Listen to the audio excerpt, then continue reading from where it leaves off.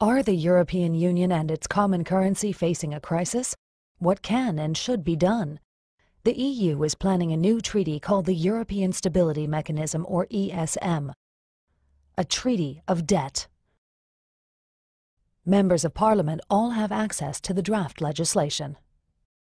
The authorized capital stock shall be 700 billion euros. Question: why 700 billion?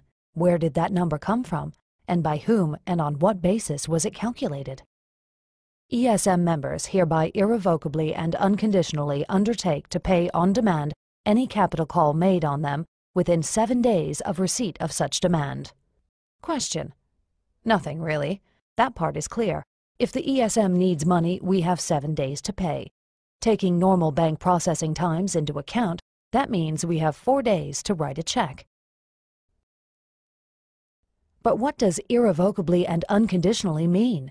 What if we have a new parliament, one that doesn't want to transfer money to the ESM? Do we have to pay anyway? The Board of Governors may decide to change the authorized capital and amend Article 8 accordingly. Question: pardon me? 700 billion is just the beginning? The ESM can stock up the fund as much as it wants to, any time it wants to? And we would then be required, under Article 9, to irrevocably and unconditionally pay up? The ESM shall have full legal capacity to institute legal proceedings. The ESM, its property, funding, and assets shall enjoy immunity from every form of judicial process. Question: so the ESM program can sue us, but we can't challenge it in court? The property, funding, and assets of the ESM shall be immune from search, requisition, confiscation, expropriation, or any other form of seizure, taking, or foreclosure by executive, judicial, administrative, or legislative action.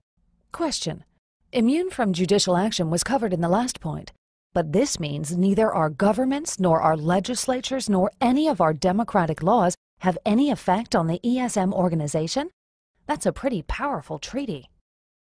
Governors, alternate governors, directors, alternate directors, the managing director, and staff members shall be immune from legal process with respect to acts performed by them and shall enjoy inviolability in respect to their official papers and documents.